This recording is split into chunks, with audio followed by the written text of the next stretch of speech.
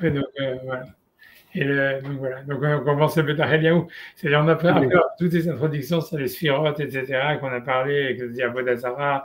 On a fait la semaine dernière un peu comment ça s'appelle, le charré Aura, je crois, ouais, etc., qui Ma disait. femme, elle veut vraiment que je le fasse, le lingot.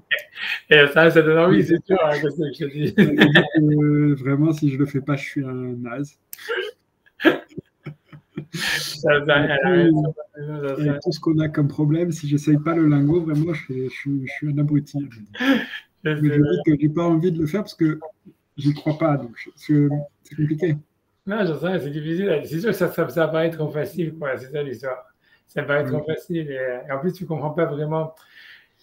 J'en sais rien. Tu vois, moi, je te dis, avec les autres groupes, là, avec, comment il s'appelle, avec Nathan Ouziel et avec, je sais pas si tu connais un docteur, il s'appelle, j'ai oublié son Là, vous étudiez Beitza?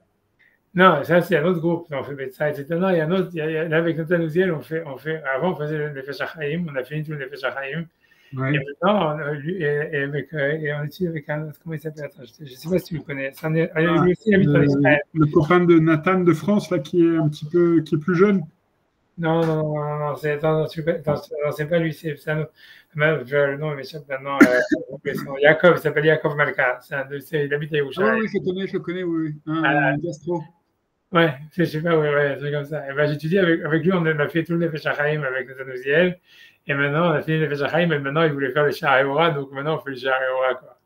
Donc, je sais pas, je te dirais si on arrive à créer des grenouilles ou je sais pas quoi. Je me dis, ah non. Mais en fait, les bases, je les ai détournées parce que tu sais que Manitou, il a écrit il y a tout un livre, tu vois. Moi, pourquoi j'ai changé? Pourquoi j'aurais dit, moi, j'étais plus intéressé parce que Manitou, si tu regardes sur le website de Manitou, il a fait 5 années de cours sur le Sha'arei Orah. Qui sont sur tout le truc. Et ils ont publié le livre, ils ont publié les cours, tu vois. Ça c'est en 2 tomes, tu vois, c'est comme ça s'appelle. Tu vas l'attraper, je sais pas comment tu mets la caméra. Attendez. J'arrive pas. Défoutiez. Je sais pas comment ça se fait. Il faut que vous défoutiez parce qu'ils ne considèrent pas que c'est un corps d'être humain. C'est moi, alors comment tu peux. Voilà, c'est la Kodesh. Je sais pas comment. Tu vois, c'est vrai, il est comme ça. Tu peux le trouver partout à Yerushalayim. C'est ma fille qui me l'avait ramené. Et tu y as en 2 tomes, tu vois. Et en fait, c'est le Sha'arei Orah. Il y a le Sha'arei Orah, plus ou moins, et après, il y a les Shurim de Manitou. Mais les Shurim de Manitou, tu peux les avoir en audio gratos sur le website, si tu veux. Tout ce qu'il y a dans le livre, c'est que la retranscription des. Et ils sont en hébreu, mais c'est en hébreu très simple, quoi. Et tu vois, avec un accent français et tout. Comment? Un accent oranais. Ouais.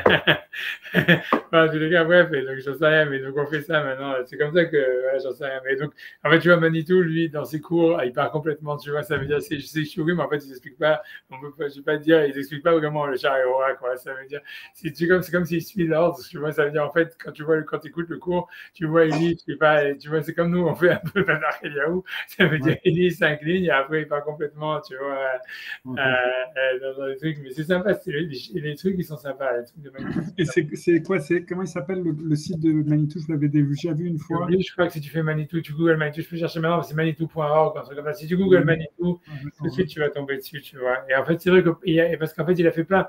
Tu vois, c'est parce que ce que tu tombes, en général, les Français, ils regardent que les shiurim, tu vois, qu'il a fait pour les Français, qui était tu vois, qui était vraiment, en fait, très léger, à mon avis, tu vois. Pas très léger, ils sont intéressants, mais c'est vraiment pour les débutants.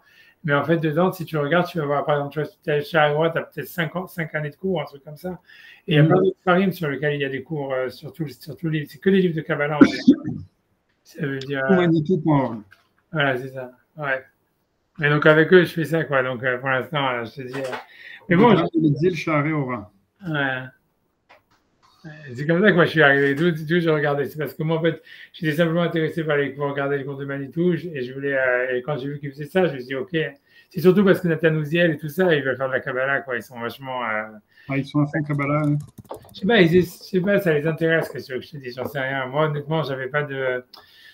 Je sais pas, je suis comme toi, je sais que c'est quelque chose, tu vois, moi, de mes rabbinim, tu vois, ils n'étaient pas du tout. Tu vois, je sais qu'en tous les cas, tous ceux qui ont étudié la Kabbalah, ça leur a amené le Chas v'Shalom, mais souvent beaucoup plus de mal que de bien, tu vois, je veux dire, en général. Il faut être au niveau, hein. Comment? Il faut être au niveau. C'est ça, ouais, il faut être au niveau, et je pense que même quand tu es au niveau, je pense, tu vois, il y a très peu de mes Koubalim qui ont eu des longues vies, tu vois ce que je veux dire, et tu vois, tu vois, ça veut dire, voilà, quoi, c'est pas, j'en sais rien, tu vois, tu vois, c'est sûr que c'est pas quelque chose, tu vois, moi, c'est un truc je suis plus comme toi, tu vois, je suis plus à stay away from that que plutôt que, tu vois, de rentrer là-dedans. Mais bon, comme eux, ils sont intéressés, comme moi, truc, je me dis, allez, hop, tu vois, c'est une curiosité, en fait. On va voir, je sais pas, tu vois, c'est un Je pense que par exemple, Yehuda, mon bébé, tu peux sortir, s'il te plaît? Sors le truc et sors. Je pense que moi, je sais que quand j'ai prié pour la réfoua de ma femme ou des choses comme ça, j'avais moins de doutes pour aller chercher de ce côté-là, pour aller faire des sortes de... Parce qu'il n'y avait pas vraiment de... Comment dire? Il n'y avait pas d'équivocité, quoi. Quand on prie pour la réfoua de quelqu'un, on n'est pas dans un... On prie que pour la vie. Mais pour d'autres choses, la tzlacha et tout, je pense que c'est plus dangereux, c'est plus risqué. Ça me fait peur. Ouais, non, c'est vrai, t'as raison. Moi, je pense que surtout quand tu fasses. Moi, c'est ce que j'ai dit une fois à quelqu'un et tout ça, parce que moi, j'ai vu à chaque fois, tu vois, c'est un peu ce que la Gemara a dit, que si il y avait la Gemara a dit qu'il y avait un, je sais plus, c'est Abdichania Ben Dossar, quand il faisait la tefila sur les malades, tu vois, il savait si jamais le type il allait survivre ou pas. Et il dit oui, ça dépend si je sens que ma tefila, elle est chez Goura Befiv, ça veut dire qu'elle passe, elle court dans ma bouche, ou ça veut dire que ma tefila, elle a accepté, sinon, non, tu vois. Et tu vois, mais je pense aussi que tu vois, quand tu fais la tefila pour la foi des gens, etc., je sais pas comment expliquer, tu vois, en fait, la tefila, c'est sûr que des fois, ça peut amener des miracles et tout ça, mais en fait, je sais pas comment expliquer, c'est pas ta tefila qui va amener le miracle, c'est comme si le miracle, si tu veux, on sent que la personne pour laquelle on fait la tefila, elle a les mérites pour avoir le miracle. Il y a simplement besoin, tu vois, quelque chose, tu vois comme d'une énergie qui fasse descendre, tu vois, c'est ce Kohar. Et en fait, Hachem, il va faire venir ce Kohar, tu vois, par celui qui a décidé d'être à cet ustensile, tu vois, par la tefila, par des ségoulottes, par n'importe quoi, tu vois, en fait. Mais ça, tu vois, ta neshama, elle te dit exactement qu'est-ce qu'il faut faire comme tefila, quoi. Quand tu fais la tefila, vraiment, tu vois, ta neshama, elle te dit, tu vois, t'as qu'à suivre et tu vois, c'est Hachem, il te montre, quoi. Et en fait, tu vois, c'est comme j'ai raconté, c'est ce que tu vois, j'ai raconté ça, je le raconte encore une fois, je m'en fous, mais tu vois, c'est que il y a quelques années, il y a pas mal d'années, je me rappelle plus, je pourrais pas te dire la date exacte, mais tu vois, ça veut dire, j'étais parti en Israël pour faire l'épreuve de Seder Kiddushin. Je me rappelle plus, je sais plus quand c'était, mais il y a pas mal de temps.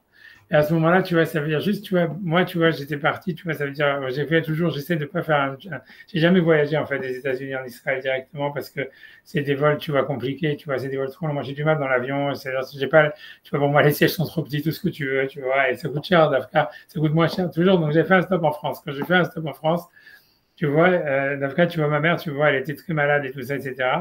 Et si tu veux, parce que, bref, elle avait pris c'est grosso modo, je ne sais pas entrer dans les détails comment, elle avait pris un médicament que, si tu veux, tout le monde savait que ça avait des effets secondaires comme ça, que si tu veux, le laboratoire, il avait commercialisé le médicament malgré tout, il y avait beaucoup de victimes de ça. Et tu vois, en fait, mais tu vois, c'était une situation vraiment, tu vois, désespérée au fond. Et moi, tu vois, je ne savais même pas, tu vois, j'étais surpris, j'étais pas au courant, ni rien du tout, tu vois. Je suis arrivé là-bas, machin, blabla, ok, tu vois, je suis resté là-bas qu'une nuit, tout ça. Et tu vois, le lendemain, je suis parti en RS. Et tu vois, et je ne sais pas, et tu vois, il y avait quelque chose, tu vois, qui me disait, tu vois, ça veut dire, moi, je ne sais pas exactement comment ça se fait. Déjà que je pas, dans le mariage, tu vois, il était comme d'habitude, tu vois, je ne sais pas où, tu vois, à Netanya ou je ne sais pas où. Donc, tu vois, que j'étais la nuit à Yerushalayim. Et tu vois, je suis passé, tu vois, donc je suis allé au Kotel et tu vois, j'ai fait Télim toute la nuit, tout ça, pour ma mère et tout ça. Et tu vois, et je pleurais, machin, etc. Et bon, après, je suis parti de mes Seder Kiddushin et tout ça. Quand je suis revenu, tu vois, tu vois, ma mère, tu vois, elle est bien, etc. Ils ont fait, tu vois, les radios, tout ça, etc., pour savoir qu'est-ce qui s'était passé. Les médecins, ils ont dit, on ne comprend pas. On dit, c'est jamais arrivé qu'un truc comme ça, il s'est résorbé. C'est jamais arrivé. Ils ont pris des radios et c'est le mec qui s'occupait de moi, c'était un prof à la fac. Il a dit, je prends ça et tout ça, etc., parce que c'est un truc qui n'est jamais arrivé. Il faut que je le montre à mes élèves et tout ça, etc. Et tu vois, c'était un laisse mamache galouille, tu vois, mamache. Et tu vois, ouais, je te raconte cette histoire-là, tu vois, les années passent, tu vois, là, juste, tu vois, quand je suis revenu, juste à ce moment-là, tu vois, moi, quand j'étais en France, tu vois, pour donner des shiurim en Israël, tu vois, je pense que ouais, j'étais vu, ou je sais plus si j'étais vu ou je n'étais pas vu, je ne m'en rappelle même plus, tu vois, tu vois, j'étais parti, tu vois, sur le kéver tu vois, j'étais sur le kéver de Merabanim et tout ça, mais quand je suis parti, ma mère, elle allait très bien, tu vois, elle n'avait aucun problème. tu vois, j'étais stable parce que, comme j'ai dit, tu vois, voilà, j'étais à Yerushalayim et tout ça, donc à chaque fois, j'étais, tu vois, sur le kever de Merabanim, tu vois, de Meir Zatzal et de David Feinstein Zatzal.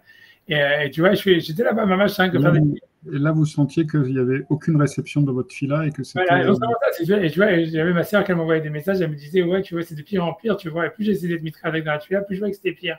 Et je voyais, tu sentais, mais en fait, tu vois que Hachem, tu vois, si tu veux, je sais pas comment dire qu'Hachem ne voulait pas, mais ça veut dire que tu sentais qu'il y avait quelque chose, tu vois, que tu vois que ça passait pas, que c'était pas qu'il a, tu vois, je continuais malgré tout, tu vois, faire la télé, je donnais de la zaka, j'étais cœur du frida, j'étais tout ce que tu veux, tu vois, après ça, je devais donner des shiurim, j'étudiais, j'ai donné le shiur et tout ça, machin, j'étais toujours avec tout le temps ma soeur qui me disait c'est de pire en pire, c'est de pire en pire et tout ça, etc. Machin, blablabla. Et moi, tu vois, et à la fin, tu vois, après le shiur, tu vois, j'avais justement, tu vois, c'est Jacob Alga, il faisait le Pidyon Adven de sa Seuda. Et là-bas, tu vois, si tu veux, il y avait des. Tu vois, bref, donc je suis allé au Seuda de Pidyon Adven, tu vois, je me suis dit, ouais, nounou, tu vois. Et là-bas, il y avait, je crois, un petit fils de Baba Saleh qui était là-bas. Et tu vois, et il m'a dit, ouais, si tu veux, tu vois, moi, je lui ai dit ça, moi, ma mère a tout bidule.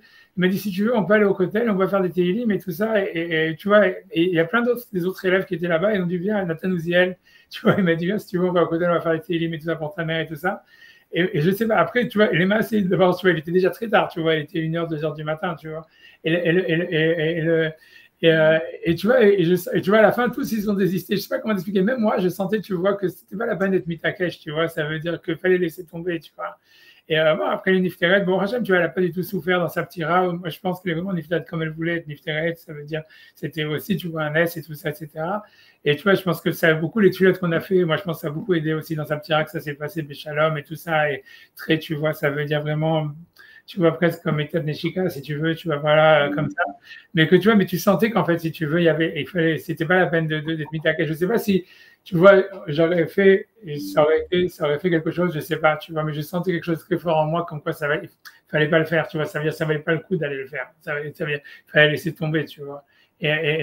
Et tu vois, et ça veut dire, et je sais pas, tu vois, quand mais c'est pour te dire, tu vois, tu vois, en fait, que quand tu fais des pilotes, tu vois, ça veut dire, c'est quelque chose de très spécial, tu vois, ça veut dire, tu vois, la première fois, je savais, tu vois, c'était quelque chose qui était plus fort que moi, j'avais pas eu, il y avait ni aucun combat ni un moi, c'était même je micré, ça veut dire, tu vois, que voilà, que, hop, tu vois, et même que c'était un micré que j'avais fait un stop en France, et que j'avais passé l'année à Yerushalayim, tout ça, c'était un truc complètement, tu vois, moi, ça faisait des années, ça faisait 20 ans que j'étais pas à Yerushalayim à ce moment-là.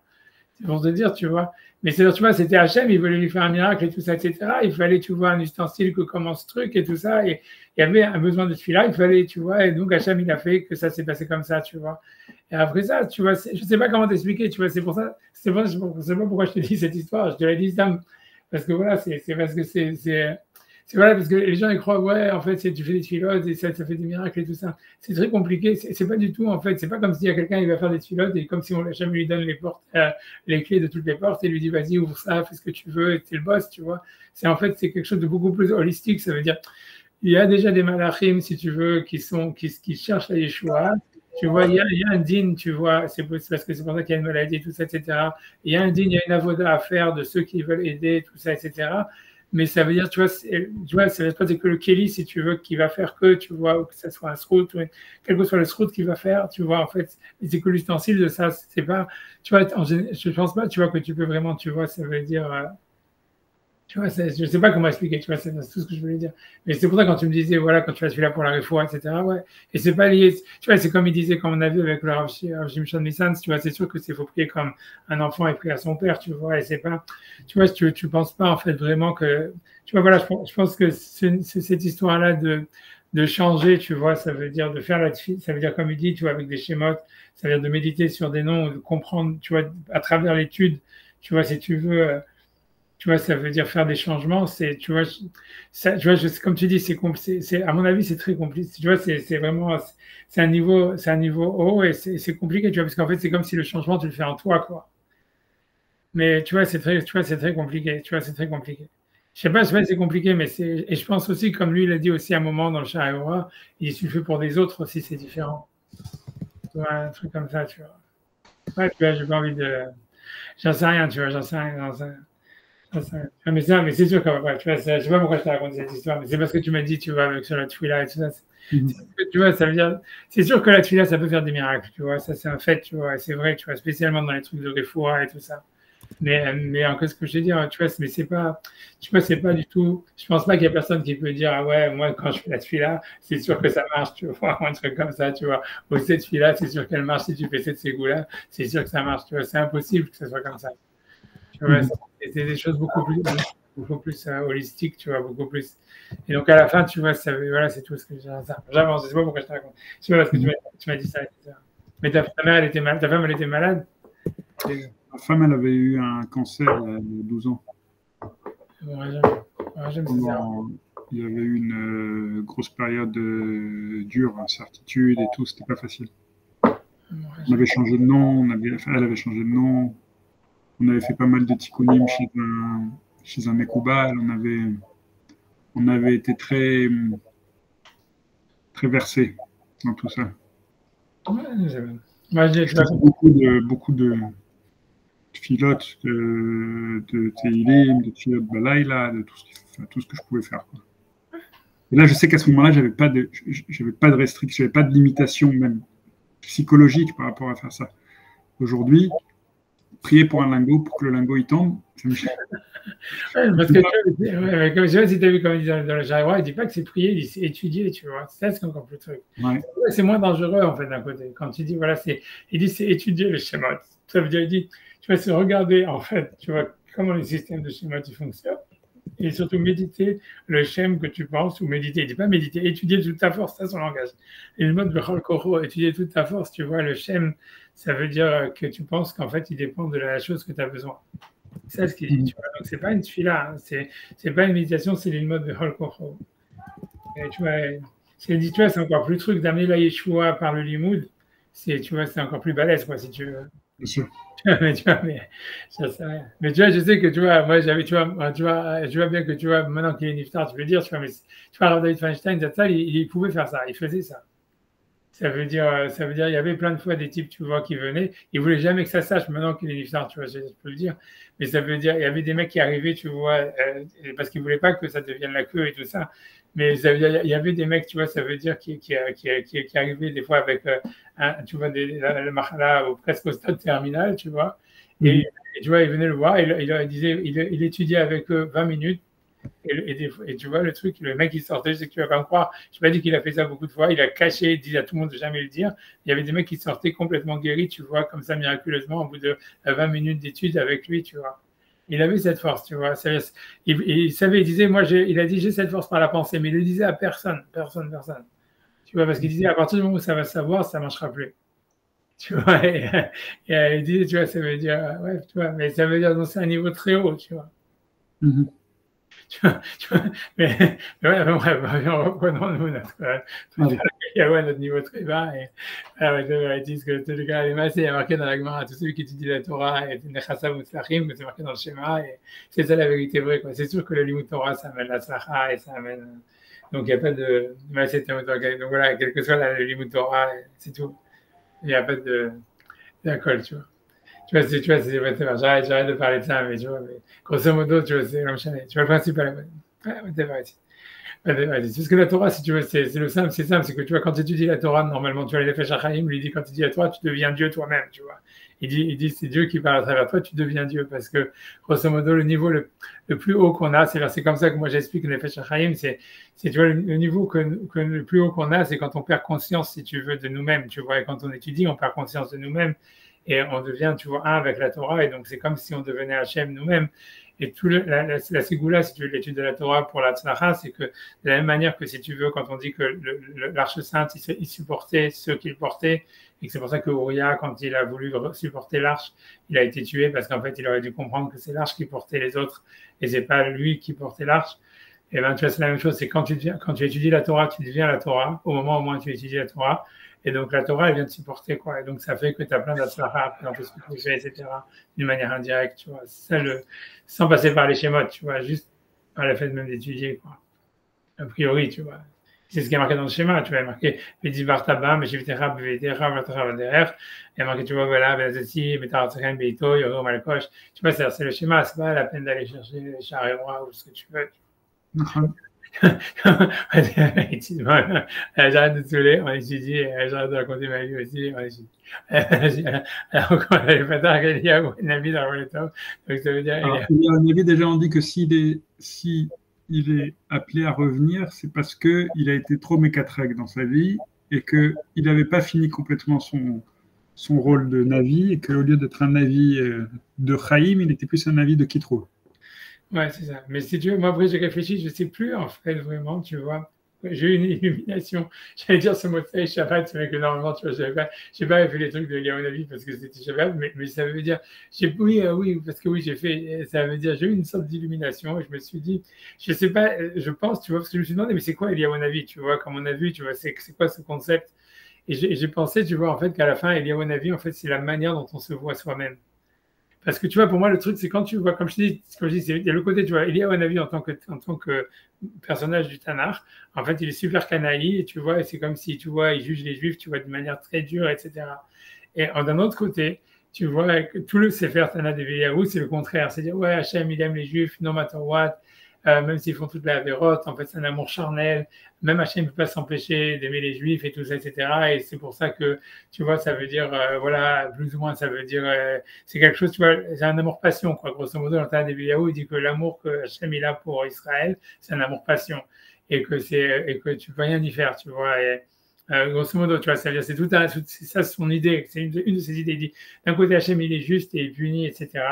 Mais d'un autre côté, à part ça, si tu veux, il a un amour passionnel pour Israël, et charnel pratiquement, et donc c'est pour ça que même un juif qui fait toute la vérote du monde et tout ça, Hachem, au fond, il l'aime à mort, quoi, tu vois. Et tu vois, et c'est super bizarre, tu vois, ça veut dire, et c'est pour ça que, si tu veux, c'est super bizarre de voir dans le Tanakh d'Eliyahu, tu vois, ce son de cloche, là, comme ça, et en même temps, et le personnage biblique de Eliyahu Hanavi, tu vois lui-même qui est, tu vois, ça veut dire qu'il a été attaqué Israël, etc.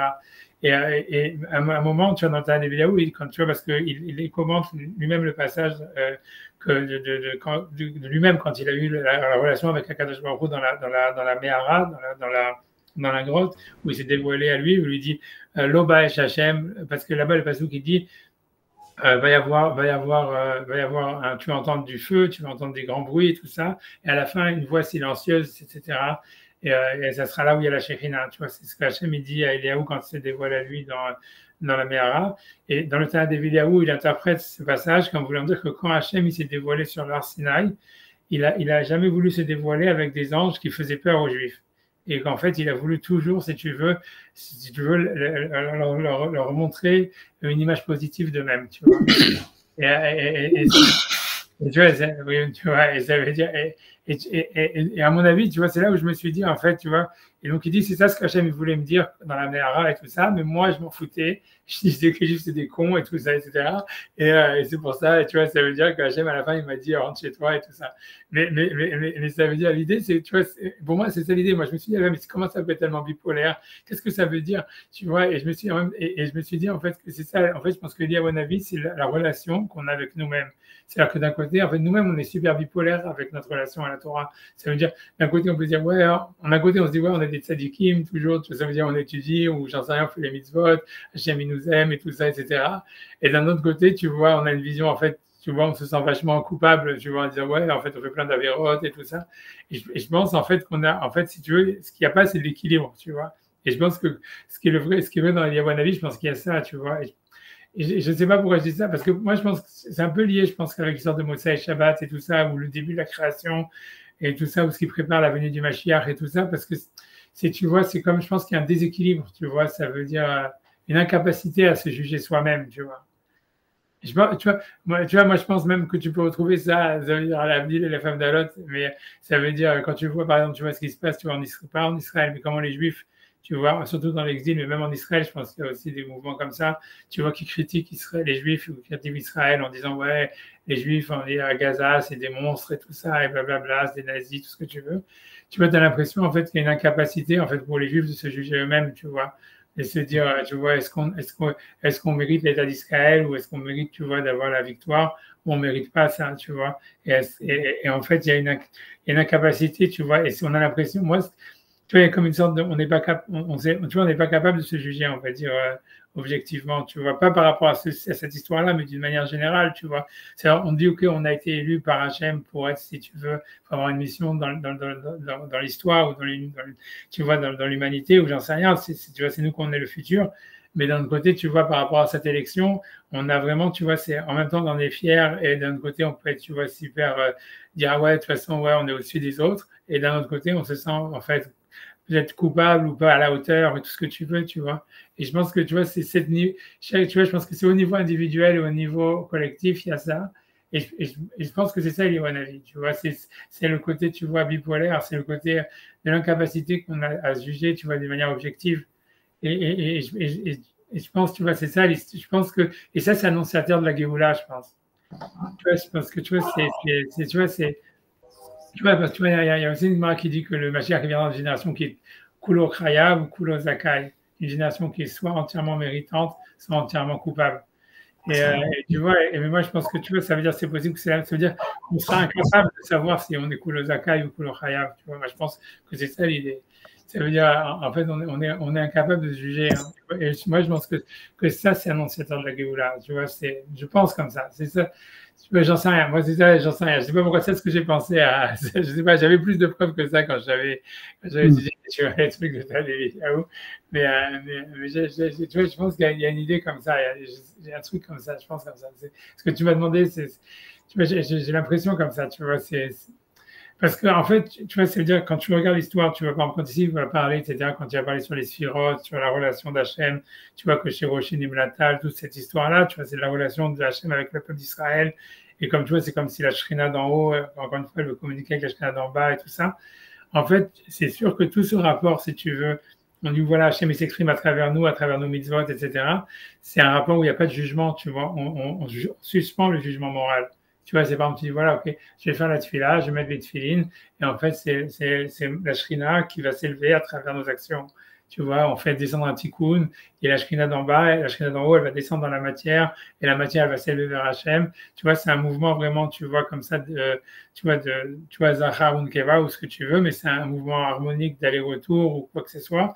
Il n'y a pas de jugement moral, tu vois, on ne dit pas, tu vois, ça veut dire, c'est tout, tu vois, c'est tu mets les tefilines, tu fais la tefila, j'en sais rien, tu vois, donc tu es en connexion avec Hachem, Hachem il s'exprime à travers toi, toi tu t'exprimes vers Hachem, tu vois, comme il te dit, tu vois, c'est ça la Shekhinah Begaluta, la Shekhinah elle est là et tout ça, mais en fait, il n'y a pas de jugement, tu vois, ça veut dire, parce que je veux pas savoir, tu vois, est-ce qu'on est coupable, on n'est pas coupable, est-ce que, tu vois, ça veut dire, j'en sais rien, est-ce qu'on est bon, est-ce qu'on est mauvais, est-ce qu'on a raison, est-ce qu'on a tort, tu vois, tu vois, tu vois, je pense, tu vois, il y a un passage, il y a un Zohar qui dit à chaque fois, tu vois, c'est que, en fait, pendant la prière, on dit jamais le Dieu de Moshe, tu vois, le monde de Moshe, il est mentionné dans la Tfila que le Shabbat.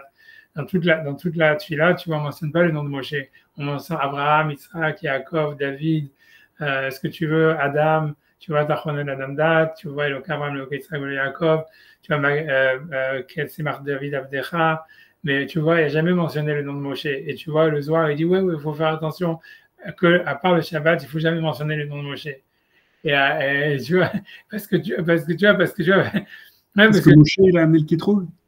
Parce que je pense que l'idée, c'est que Moshe, c'est le jugement, tu vois, ça veut dire, voilà, est-ce que tu fais les mitzvot, tu fais pas les mitzvot, tu vois, c'est un truc comme ça, et que si tu fais la tefila, en fait, il faut que tu fasses descendre la shrina, tu vois, en fait, d'une manière tu vois, qui est pas dans le jugement, tu vois, qui est pas dans cette histoire-là, tu vois, de dire, parce que ça serait un sorte de, tu vois, c'est un jugement moral, tu vois, ça veut dire, et tu peux pas, en fait, ça veut dire aborder la tefila, à travers un jugement moral. Tu vois, Abraham, Isaac et Jacob, au fond, ils étaient au-dessus de la morale. Tu vois, c'est Hachem qui leur parle par la névoie. Et eux, ils répondent, tu vois, même si Hachem leur dit de tuer quelqu'un, ils vont le faire, tu vois. À la fin, ils le font pas, mais ils auraient été capables de le faire. Tu vois, ça veut dire, ils étaient pas, tu vois, ça veut dire, et tu vois, même, tu vois, comme je dis, quand tu regardes la vie d'Abraham, c'est pas une vie tellement morale, tu vois, il utilise sa femme pour se faire de l'argent, et tu vois, il fait que des trucs, tu vois.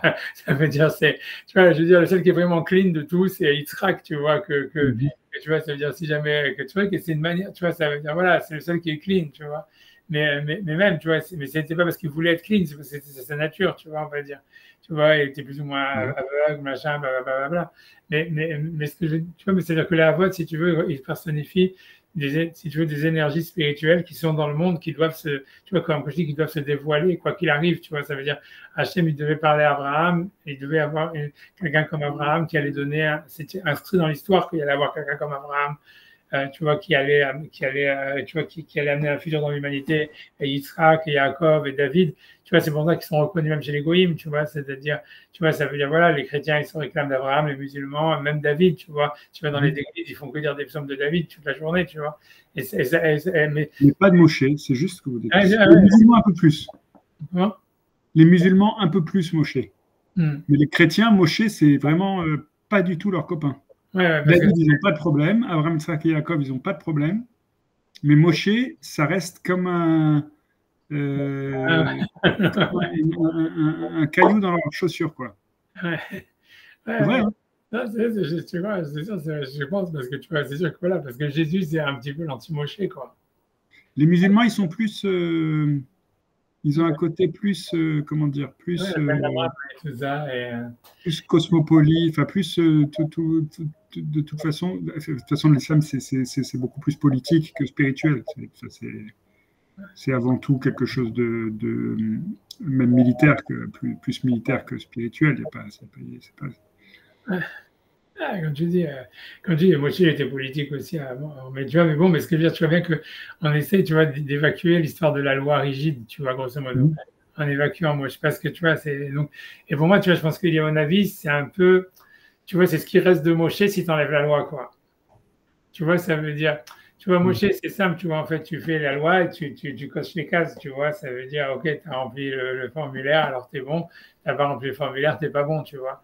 Et à mon avis, c'est beaucoup plus, tu vois, le rapport à soi, le jugement par rapport à soi, de comment tu te regardes toi-même en tant que, tu vois, tzaddik ou rachat, et c'est bipolaire, tu vois, et c'est en même temps, on a l'impression, je pense que c'est pour ça qu'on veut c'est comme si, à mon avis, c'est le côté moral qu'on peut encore accepter dans la tefila, quoi. Et c'est pour ça qu'on le cite au début, tu vois, ça veut dire, je pense, tu vois, c'est un truc comme ça, tu vois, c'est comme, je pense comme ça. Moi, j'en sais rien, c'est ce que je sais pas pourquoi j'ai dit ça, je te dis ça comme ça, mais je pense, tu vois, je pense qu'il y a quelque chose comme ça, tu vois.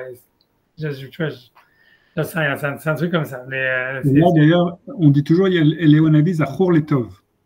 Ouais, c'est sûr, tu vois, qu'est-ce que ça veut dire? Parce que tu vois, parce que c'est-à-dire que nous, on veut dire qu'on est content, tu vois, on pourrait dire qu'on pourrait en vouloir à Léonavi, tu vois. Tu vois, quelqu'un qui a fait des filotes pour la destruction du peuple d'Israël, tu pourrais dire, ah voilà, tu vois, c'est un maudit, tu vois, machin, voilà. Et là, on veut dire non, tu vois, ça veut dire, je pense que c'est ça le tikkun, c'est qu'on accepte, tu vois, ça, on accepte. Si tu vois, Léonavid dans le Tandevia, où il est comme ça, il est bipolaire, pour lui, il y a un truc, la justice divine, tu vois, lui, tu vois bien, quand tu vois tout le livre, en fait, si tu veux, c'est un déchirement, un tiraillement non résolu entre, un, l'amour d'Israël, et deux, la justice. L'amour de la justice qui veut pas, que Dieu ne peut pas être non juste, tu vois. Et le peuple d'Israël, il n'est pas à la hauteur de la justice divine. Et ça, tu vois, pour Eliyahu tu vois, en fait, il est déchiré là-dedans. C'est en deux mots, c'est tout, tu vois. Ça veut dire, il est déchiré là-dedans. De dire que, tu vois, les Juifs, ils sont pas à la hauteur. Et deux, mais voilà, Hachem, il aime les Juifs et les Maasés. Tu vois, l'amour d'Israël, c'est plus important que l'amour de la loi, tu vois. Et tu vois, c'est un truc comme ça, tu vois. Et c'est ça son... tu vois, c'est ça son déchirement. On a l'impression que Moshe, lui, il a choisi l'amour d'Israël par rapport à l'amour de la Torah. C'est pour ça qu'à chaque fois, il va intervenir pour eux. Il dit Mechinina Misifrecha, quand j'ai la faute du veau d'or et tout ça, ça veut dire comme quoi, en fait, il dit ok, mieux vaut effacer la Torah que effacer le peuple d'Israël. Mais que Eliyahu, tu vois, il a fait le chemin contraire en disant mieux vaut, tu vois, ça veut dire mieux vaut effacer Israël et ne pas enlever la Torah, tu vois, ou la justice. C'est ça, ouais. Tu vois, c'est ça. Tu vois, disons, c'est ça. Tu vois, un peu commencer. Mais c'est sûr que je pense qu'on dit Zachor Letov parce qu'on veut dire que tu vois que nous, on est content que ça soit comme ça. Ça veut dire, même si on n'est pas au niveau de la justice d'Eliyahu, on est content que, en fait, ça soit un idéal qui existe, quoi. C'est ça ce que ça veut dire. Tu vois, et on accepte le fait qu'on n'est pas à la hauteur de cette justice, tu vois, c'est un truc comme ça. Je viens d'avancer, tu vois. Alors, je sais pas pourquoi. Elle a dit, donc il dit Ribon Almin, donc quand je dis donc Patar, donc Patar Eliyahu, donc Eliyahu Navi l'a ouvert. Tu vois, encore une fois, il faut comprendre qu'est-ce que. Donc le mot Patar, c'est quelque chose qui est utilisé beaucoup dans le Midrash et dans le Zohar énormément, tu vois, Patar Rabbi Shimon, tu vas dans la suite, etc. Donc Patar, ça doit vouloir dire normalement ouvrir, mais ouvrir un discours. Dans le sens littéral, c'est ouvrir un discours. Mais évidemment, on a l'impression ici qu'on ouvre quelque chose d'autre, tu vois, mais. Tu vois, c'est parce qu'il va parler de Razin Setimin, tu vois, parce que les secrets sont toujours tu vois, fermé. Satoum, ça veut dire fermé, et tu ouvres quelque chose qui est Satoum. Tu vois, c'est comme s'il y a quelque chose qui est bouché, et tu ouvres quelque chose qui était bouché. Maintenant, ouais, comme s'il débloque quelque chose. Tu vois, c'est ça ce que ça veut dire. Patach Eliyahu, ça veut dire il ouvre Eliyahu, donc ça veut dire il débloque quelque chose. Navi Zacholetov Vamar, il dit donc Ribon Almin, donc le maître des mondes, d'un Toura de la Mechouchban, qui est un, mais pas dans un a priori de calculable. Et tu vois, c'est sûr que la première chose qui choque, tu vois, c'est Ribon Almin, c'est le maître des mondes. Parce que tu vois, quand tu regardes partout, tu vois ailleurs, c'est très rare qu'on dit maître des mondes. On dit normalement Ribon Alma, le maître du monde, tu vois. Puisqu'à priori, il y a un seul monde. Et ça veut dire, et donc, tu vois, les commentateurs, ils sont beaucoup, tu vois, ça veut dire, puisque tu vois, qu'est-ce que ça veut dire, tu vois, qu'il y a deux mondes, tu vois, est-ce que même Almin, ça veut dire deux mondes, est-ce que ça veut dire plusieurs mondes, tu vois, c'est, Et puis, il va y avoir aussi plein de références aux décédés dans le Patach Eliyahu. Ouais, ça c'est par la suite, ouais. Mais c'est quand même étrange. En hébreu moderne, quand on dit Beit Alamin, c'est le Beit Kvarot. Ouais, Beit Alamin, ouais. Non, c'est sûr, c'est ce que ça veut dire parce que Eliyahu Navi lui-même, comme il n'est pas niftar, il n'est pas mort, donc il est entre les deux mondes, il habite les deux mondes. Et donc c'est normal que lui, il invoque Hachem à travers les deux mondes, puisqu'il est dans les deux mondes. Nous, c'est-à-dire que les êtres humains normaux, ils disent Ribon Alma parce qu'ils sont dans un monde, donc c'est le maître de leur monde. Mais c'est quand même, tu vois, c'est quand même pas évident, tu vois, ce que je veux dire, c'est quand même pas évident. Parce que voilà, tu vois, si tu vois tout ça, tu vois, ça fait appel à Spinoza, tout ça, tu vois, c'est-à-dire, tu vois, ça veut dire que, a priori, si Hachem il est Echad, tu vois, le monde aussi devrait être Echad. Tu vois, a priori, tu vois. Pas nécessairement, c'est pour ça que je dis, mais a priori, tu vois. Et ça veut dire, tu vois, dans le Zohar, tu vois, il explique toujours de dire, tu vois, que l'Olam Hazé, l'Olam Haba, c'est le même monde, tu vois. Et simplement, tu vois, c'est la conscience humaine qui le vit tu vois, à des degrés différents. Mais c'est pas en fait deux mondes séparés, tu vois. C'est ça quand on dit, tu vois, que Kol Israël, j'aimerais que Olam Haba, ou que tes mitzvot, c'est ton Olam Haba, tes averot, c'est ton Geinam. C'est parce qu'en fait, c'est la Avera elle-même qui est le Geinam, parce qu'elle est vécue dans un autre degré de la conscience après la mort, comme un Geinam, tu vois, pendant un certain temps, tu vois, parce que à un certain degré de la conscience, quoi. Mais ça veut dire, tu vois, c'est pas comme si, en fait, tu vois, il y a un temps présent et versus, tu vois, l'éternité, vers quelque chose, tu vois, en fait, tout existe au même moment, si tu veux, et le temps, ça veut dire la conscience du temps, c'est qu'un état de la conscience. Tu vois, donc ça veut dire, donc, tu vois, ça veut dire, en fait, il y a un seul monde. C'est quand tu lis le Nefesh HaChaim, en tous les cas, tu vois, c'est ce que lui, à chaque fois, il dit, et ça a l'air plus ou moins accepté par les autres, tu vois. C'est pour ça que quand tu dis si Ribon Almin, tu vas mettre des mondes, ça veut dire déjà, tu vois, qu'il y a plusieurs mondes. Mais tu vois ce que ça veut dire, à mon avis, c'est que Eliyahu il vit sur pile. Et si tu veux, c'est des strates, peut-être, c'est des strates du même monde. Ouais, c'est ça. Mais ce que ça veut dire que Eliyahu lui, il est capable de vivre sur plusieurs strates en même temps, quoi. C'est ça l'histoire, c'est ça la différence. Dans le, tu vois, ça veut dire. Une seconde, excusez-moi. Ferme le micro. Allô? Allô? Allô? Ça dérapé. Ça va. Ouais. En tous les cas, tu vois, bref, tu vois, c'est possible qu'Eliyahu il a une conscience double, tu vois. Et c'est un peu, tu vois, ce que je te disais que tu sens quand tu vois un des vidéos, tu sens surtout un déchirement, quoi. Tu sens quelqu'un qui est à cheval sur des choses, tu vois, sur des choses qui sont incompatibles. Et tu vois, peut-être ce serait ça, tu vois.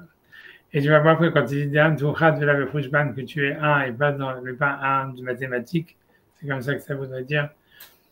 Voilà, c'est déjà aussi super compliqué de qu'est-ce que ça veut dire. Ok, tu vois, c'est parce que on a l'impression que tu vois que l'Iwanavi lui veut dire que tu vois que l'unité d'Hachem, c'est ce qui fait un dans l'univers, quoi. Ça veut dire tout ce qui fait que l'univers, tu vois, il a une cohésion, il a une cohérence. En fait, c'est la présence d'Hachem. Donc c'est le un, c'est le un, c'est pas le un mathématique parce que ça serait un qui serait opposé à 2, mais ça serait, tu vois, un 1 qui serait en fait, j'en sais rien, tu vois, c'est le un comme une fonction, euh, comme une fonction positive, tu vois, de quelque chose qui unifie, tu vois, qui intègre. Ok, j'avance, tu vois. En physique, on parle des forces, vous savez, les forces qui unissent les Ouais. particules. Oui, dans une demi-heure, on y va. Oui, il faut que tout le monde soit prêt. Eh bien, dis-leur de se préparer. Il se prépare, mais toi, tu dois te préparer. Moi, je mets une chemise et on y va. Tu prends pas de douche. Je me suis douché ce matin. Ah J'aurais dû enlever le micro. Physique, donc on dit que les forces, c'est les forces qui unissent les différentes particules. La force faible et la force forte.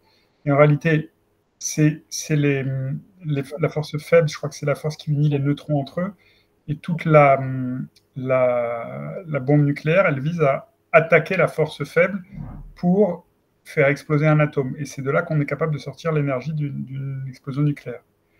Et en réalité, toute la physique aujourd'hui, la physique et la chimie, elle vise à une seule chose, c'est à montrer que toutes les forces, que ce soit la force électromagnétique, la force gravitationnelle, la force intra-atomique, que tout ça, c'est une seule et même force. Et qu'est-ce que c'est ça? En réalité, c'est le monothéisme. C'est le principe du monothéisme. C'est-à-dire qu'il y a une seule et même règle qui unifie tout, une seule et même force qui unifie tout, et qui est à l'œuvre dans tout. Et c'est ce qu'ils sont en train d'essayer de faire avec les quarks et des trucs. Mais c'est depuis le début, depuis Newton, quoi. En fait, tu vois, c'est toute la science, elle tend à unifier par des principes qui sont universels, quoi. C'est comme ça que la science moderne, elle a fonctionné. Et tu vois, c'est tout. Et tu vois, c'est pour ça que Dali disait, on ne peut plus contester l'existence de Dieu parce que la science, ça fait longtemps qu'elle a prouvé que Dieu existe. Tu vois. Et tu vois, mais c'est une phrase de Dali, tu vois, tu as remarqué, parce que c'est vrai, tu vois, c'est-à-dire au fond, la science moderne, elle est basée en fait sur l'existence de Dieu, c'est tout, tu vois, c'est plus simple que ça. C'est une fois qu'on a accepté ça, en fait, on a pu avoir tout le progrès scientifique qu'on connaît. Mais et c'est tout, et tout le progrès scientifique, il est toujours de réunifier tous ces principes et tu vois, de les introduire dans une théorie ou dans une réalité où dans une théorie unifie toutes les théories. Parce qu'aujourd'hui, on n'a pas encore, par exemple, la théorie quantique, c'est pas les mêmes règles que la théorie de la physique newtonienne, que on n'est pas la force électrique et la force magnétique, on les a réunies qu'il y a quelques dizaines d'années, et que la force gravitationnelle et la force électrique, on arrive à les réunir au niveau quantique, mais on n'arrive pas encore à la réunir au niveau macro. Tout ça, c'est tout ça en réalité, mais ça va vers une seule chose, et c'est l'idée qu'on va arriver un jour à tout unifier. C'est depuis le début, comme je dis, c'est toujours été comme ça, c'est Dieu, mais c'est un mouvement, c'est-à-dire il y aura des questions, tu vois, quand tu vois, à chaque fois, il y a toujours une théorie qui va tout unifier, comme au début, la théorie newtonienne, elle expliquait tout, après ça, il y a eu des problèmes avec, tu vois, les mouvements des astres, etc., d'où il y a eu la théorie d'Einstein, il y a toutes ces théories, tu vois, c'est toujours des réunifications de choses on a toujours une théorie unificatrice qui explique tout jusqu'à ce qu'on trouve que ça n'explique pas tout et on est obligé de créer une autre théorie qui est encore, mais à chaque fois, c'est comme ça que la science, elle progresse, comme tu dis, mais donc, tu vois, c'est tout, si tu veux, la science, elle est basée sur la croyance, en fait, qu'il y a quelque chose, un principe unificateur, et c'est toujours vérifié, quoi. Le truc, c'est que ça se vérifie constamment. Ça se vérifie que, voilà, on fait des découvertes grâce à ça, quoi. Ça veut dire, si on enlève cette foi, grosso modo, le progrès scientifique, il patauge, et en fait, tu reviens au Moyen-Âge, quoi. Tu vois, bref, mais bon, mais peu importe, tu vois. Mais en tout cas, okay, c'est ce qu'il dit, tu vois, t'as raison. En tout cas, il dit, donc tu es au-dessus, tout ce qui est au-dessus. Mais ça, c'est aussi difficile, qu'est-ce que ça veut dire, tu vois, parce qu'il est partout, comment est-ce qu'il peut être au-dessus de ce qui est au-dessus, de quel au-dessus de quoi il parle, tu vois. Et tu vois, Michael Setimin, ça veut dire caché de plus que ce qui est caché. Tu vois, ça veut dire grosso modo, Tu vois, c'est difficile, tu vois, ça veut dire, mais en fait, tu vois, d'un côté, on comprend et tu vois, quand il dit lit mahashavat et fissa barklal, il n'y a pas de pensée, en fait, qui peut t'appréhender du tout. Mais tu vois, ce que je comprends, moi, ce que je veux dire là-dedans, c'est, je pense que ce qui est louable, c'est de dire au moins qu'il s'interroge à qui je prie, tu vois, que c'est une question, tu vois, que c'est pas nécessaire, tu vois. En fait, la plupart des gens ne se posent pas la question, tu vois, c'est un peu, tu vois, c'est parce que quand il a parlé, tu te rappelles quand on a vu le débat sur les sphirotes où il y avait le rivage qui disait oui, on doit parler comme un père, un fils qui parle à son père, etc. Et tu vois, mais en fait, l'idée, c'est, ok, c'est vrai, mais en fait, à qui tu pries, tu vois, est-ce qu'il te dit que tu fais pas de la Vodazara, tu vois, est-ce que ça a un sens de se poser la question à qui on prie exactement? Et tu vois, on a l'impression, lui, en fait, dans le Pétach Eliyahu, il veut dire, il se pose la question de à qui je parle, tu vois. Et c'est pour ça qu'il dit, en fait, ah, je sais pas, en fait, il est caché, et en fait, la pensée, elle ne peut pas l'appréhender. Mais, mais a priori, il ne se satisfait pas de cette question, parce que ça voudrait dire, c'est à quoi je prie, je ne sais pas à qui je prie, je sais, tu vois ce que je veux dire. Alors, c'est là où est-ce qu'il arrive au Sphirot, tu vois. Tu vois, ça veut dire, tu vois, parce qu'il dit, lit Mahashavat et Fissa Barklal. Et donc, c'est comme si on a l'impression, ok, donc on n'arrive pas du tout à comprendre ou à appréhender qu'est-ce que ça serait Dieu. Par l'intellect. Par l'intellect, ouais, par l'intellect. Mais d'un autre côté, on a l'impression on peut s'adresser à lui, malgré tout. Mais grosso modo, tu en as l'impression que, comme il y a le problème de la Vodazara, j'imagine, et plein d'autres choses, tu vois, donc en fait, c'est pour ça que, en fait, on ne peut pas se satisfaire de ça, de dire. La Vodazara qui n'étant un problème que dans la mesure où elle crée une posture chez celui qui fait la Vodazara qui est contraire au projet que, entre guillemets, le créateur a pour lui. Ouais, je ne sais pas vraiment, tu vois, moi j'ai l'impression que, tu vois, la Vodazara, c'est plus, tu vois, c'est juste, tu vois, c'est juste servir quelque chose, tu vois, qui n'est pas Hachem, tu vois. Oui, mais le problème, il n'est pas dans le fait que, le problème, il n'est pas dans la chose. Le problème dans la Vodazara, il est dans celui qui fait la Vodazara. Qui, il est dans une dynamique de trahison de sa vocation. Ça, c'est toi, tu vois, je sais pas, ça c'est toi qui Non. dis, tu vois, pour moi, c'est limitant. Ce que tu dis, tu vois, Lévinas, il dit, tu vois, comme toi, il dit, parce qu'il y a marqué, tu vois, il ramène des Gemarotes sur ça. Tu vois, c'est peu convaincant, honnêtement, tu vois. C'est-à-dire, ça veut dire, tu vois, ça veut dire, tu vois, ça veut dire que si tu veux, dans Lévinas, tu vois, ça veut dire quand tu regardes, je sais plus dans quel chapitre, à plusieurs endroits, tu vois, il dit que toute la condamnation, tu vois, que c'est de Shouchani, hein. Mais il dit, ouais, la condamnation de la Vodazara, c'est à cause de la perversion morale qu'elle entraîne. Tu vois, un truc comme ça, d'une manière générale, ce qu'il dit, tu vois. Et il y a un peu des psukim dans des varim qui vont dans ce sens-là, tu vois. Mais pour moi, ça veut dire, c'est pas la lecture, on va dire, spontanée que tu as de la Torah, tu vois. C'est-à-dire, quand tu lis la Torah, tu as l'impression que voilà, que c'est comme si, tu vois, c'est comme si la Vodazara. Et c'est pour ça que c'est très difficile, parce que, tu vois, c'est-à-dire, on a l'impression que la Vodazara, c'est vraiment le mal absolu, et que c'est quelque chose, tu vois, que c'est un mal en soi.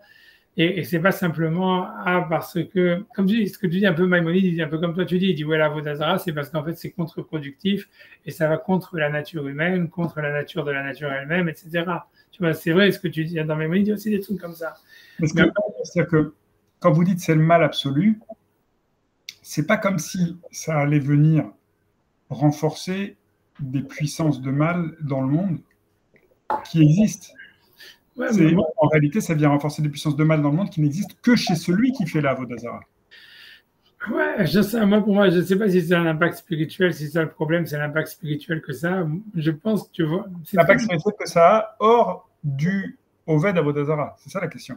Ouais, je sais pas. Tu vois, ça veut dire la véritable question, c'est savoir qu'est-ce que ça veut dire. Tu vois, c'est Moshe lui-même, tu vois, si tu veux, c'est un peu lié à la paracha qu'on a lu pendant le jour du jeûne, tu vois, la mincha, où quand Moshe dit, Hachem il dit à Moshe, quand les Juifs ont fait le vaudor, il dit Lama Hachem Yechera Pecha Be'amecha. Pourquoi Hachem tu es énervé contre ton peuple?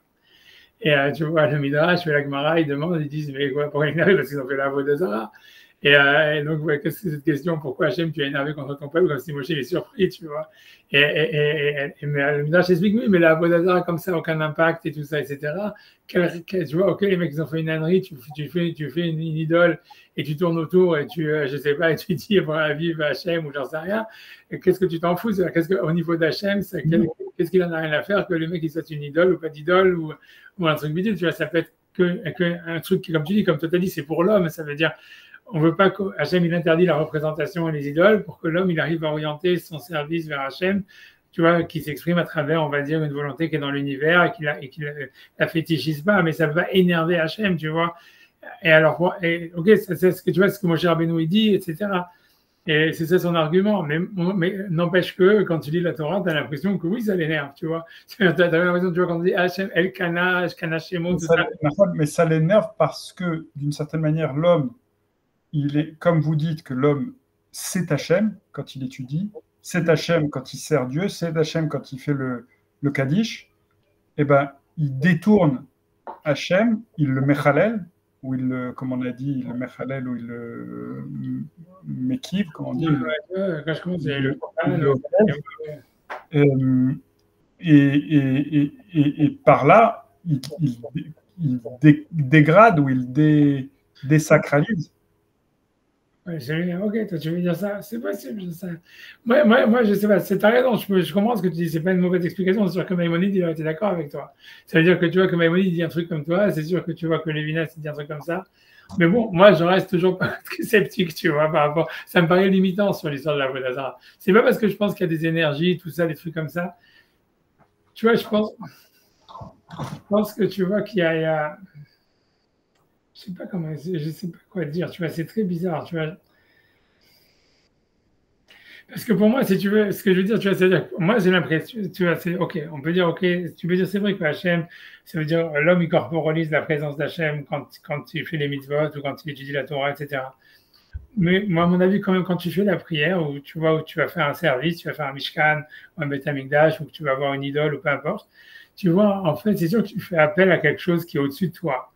Et c'est pas, je pense pas nécessairement que tu veux faire descendre des énergies ou quoi que ce soit, mais c'est vraiment que c'est comme si tu essaies de te connecter avec, c'est comme si nous, si tu veux, on a une relation, on va dire presque, tu vois, ça veut dire innée avec Hachem. C'est comme, tu vois, moi, ce que je veux dire, moi, comment je vois la chose, c'est comme si, tu vois, nous, on vit principalement dans le présent, et ce que tu vois, je veux dire comme ça, je veux dire, tu vois, un animal, il vit dans le présent, il a une conscience du présent, c'est tout. Tu vois, il sait pas qu'il va mourir, il sait pas il a pas de conscience de ce qui se passait avant qu'il soit né, et donc il vit dans le présent. Nous, je pense que nous-mêmes, on est essentiellement vivants dans le présent, mais un peu comme Eliyahu Hanavi, on a une conscience de l'éternité, on a une conscience de ce qui était avant nous, de ce qui va être après nous, qu'on va mourir, etc.